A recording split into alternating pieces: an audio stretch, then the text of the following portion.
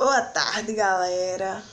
Estamos de volta. Tudo bem com vocês? Como é que vocês estão? De boas? Espero que sim. Galerinha, vamos retornar aí para a nossa aula de história, dar continuidade ao nosso conteúdo, certo? Na aula passada, de segunda-feira, eu iniciei nosso capítulo que vai falar sobre as reformas religiosas, né? Esse é nosso capítulo 5. Vai falar sobre a reforma e a contra-reforma, que foi a maior divisão já ocorrida dentro da Igreja Católica, certo? Vamos dar uma recapitulada no que a gente já viu. A gente falou um pouquinho sobre a Bíblia, né? Sobre essas transformações. A gente falou sobre a tradução da Bíblia. Falamos sobre o contexto, que foi a influência do Renascimento e do humanismo dentro dessas reformas religiosas, né? Isso, nós falamos sobre isso. Falamos sobre a questão das mudanças que ocorreram aí nesse período dessa reforma, que foi a questão da substituição do pergaminho por papel, a questão da prensa móvel, né, que permitia a questão da impressão dos livros, que isso fez com que esses livros circulassem de forma mais rápida, o que antes cada livro era escrito à mão, né? Então houve essas inovações técnicas.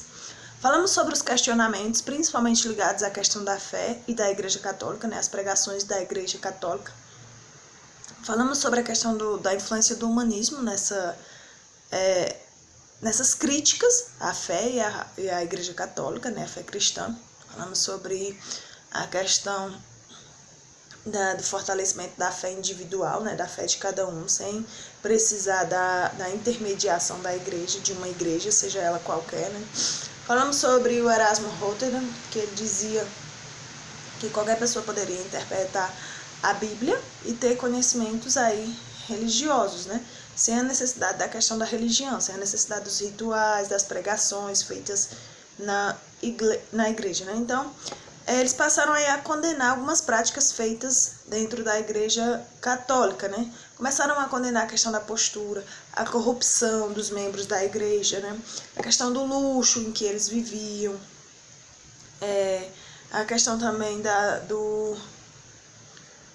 eram os atos corruptos como a simonia, que era a venda de objetos sagrados, né? E muitas dessas críticas feitas à Igreja Católica vinham de dentro da própria igreja, né? Então nós falamos de todas essas partes.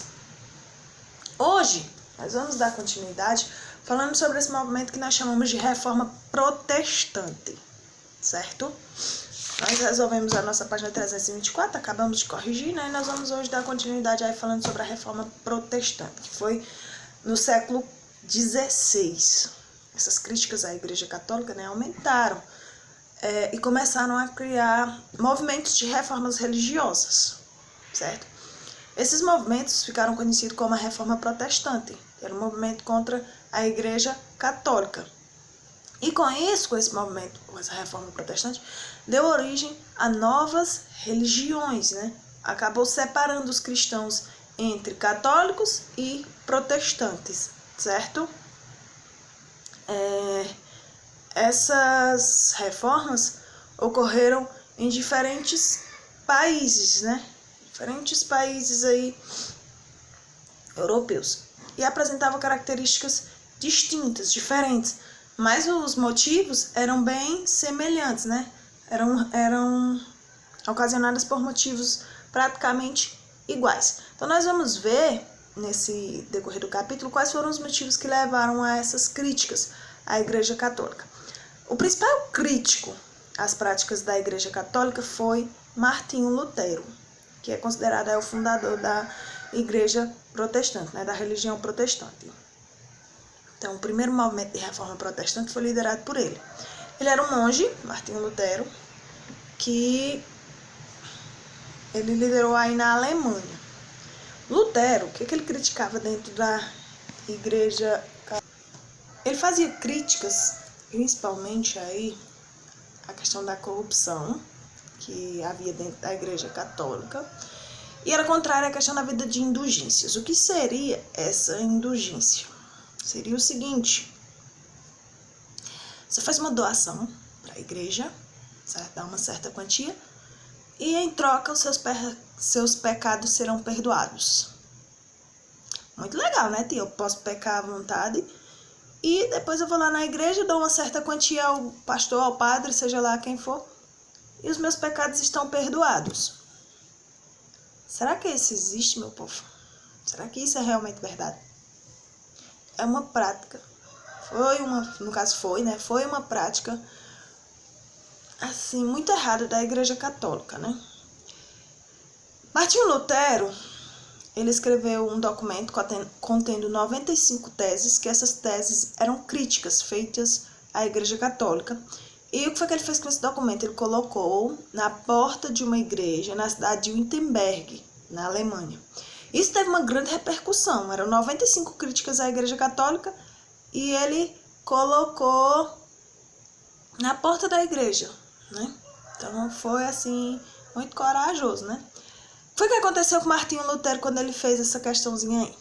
Ele foi expulso da igreja, foi excomungado, não podia participar mais da Igreja Católica. E com isso ele fundou uma nova doutrina, uma nova crença, uma nova religião. Que nessa doutrina de Lutero ele dizia o seguinte, que a salvação só vinha por meio da fé. É a fé que te salva, não as boas obras. Então não adiantava de nada você ser bonzinho, fazer caridade, mas não ter fé. Então é a fé que salva. Para Martinho Lutero, ele acreditava nisso. A sua doutrina era baseada nisso. Ele também dizia que somente a fé, não por meio de rituais. Não adianta eu ir todo domingo para a igreja, ir todo dia, ou 2, 3 vezes por semana para a igreja, fazer todo o ritual bonitinho lá, os cultos, as orações, as missas, os sacrifícios da igreja, né? E não ter fé. Então, não serve de nada. Outra coisa também que ele dizia é que todo indivíduo deveria ter acesso à Bíblia. E para que isso acontecesse, ele teria que traduzir essa Bíblia. Porque a Bíblia, a primeira Bíblia era escrita em latim, certo? Então ele teria que traduzir essa Bíblia. Foi isso que ele fez. Ele traduziu para que os fiéis pudessem interpretar, né? Para que eles não precisassem dos padres, dos clérigos, dos membros da igreja para interpretar essa Bíblia. Eles próprios poderiam fazer isso. Então ele traduziu do latim para o alemão, né? O que viabilizou aí, o que permitiu a leitura desses textos sagrados da Bíblia por várias pessoas, né? Por um grande número de pessoas, o que antes não acontecia, porque só quem sabia o latim eram os membros da igreja. Então somente eles poderiam interpretar a Bíblia. Então eles iriam pregar o que eles quisessem. As pessoas, é como se, por exemplo, vocês não soubessem ler e eu chegasse na escola com um livro falando qualquer coisa. Vocês iriam acreditar, vocês não iam contestar porque vocês não sabem ler. Vocês não sabiam o que estava escrito no livro, vocês não podiam contestar. Então era isso que acontecia. Por isso que a igreja muitas vezes como é que eu posso falar? Se aproveitava disso para pregar coisas inacreditáveis, né? E as pessoas acreditavam porque elas não tinham o conhecimento que a gente tem atualmente, certo? E nós temos a consequência dessa revolta protestante. O que foi que gerou dentro da sociedade? Gerou revoltas camponesas. O que eram essas revoltas camponesas? Os camponeses começaram a se revoltar, certo? Essas revoltas camponesas aconteceram em diversas partes aí do território da Alemanha entre o ano de 1524 e 1525. Foi o que aconteceu? Como foi que essa reforma protestante influenciou nessas revoltas camponesas? Esses camponeses, né, viram que Martinho Lutero, os protestantes tinham contestado a ordem da igreja, né, que naquela época era fortíssima, né, comandava praticamente tudo, e eles começaram a se revoltar contra os privilégios da nobreza e do clero, que eram as partes mais ricas, né, os direitos que eles tinham, os privilégios que eles tinham. E começaram a contestar também que eles deveriam ter de volta os seus direitos que haviam sido tomados, né, como questão o uso das terras comunais, né, que é o uso das terras coletivas, todo mundo poderia usar. Então eles começaram a contestar esses privilégios do clero e da nobreza.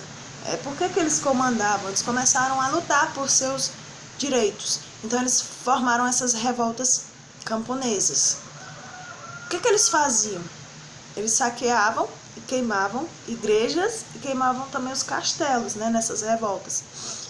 Só que esse movimento das revoltas camponesas, ele foi reprimido, né, ele foi acabado, contido pelos nobres. A nobreza foi lá e acabou com esses movimentos, com essas revoltas, já que os nobres eram mais fortes.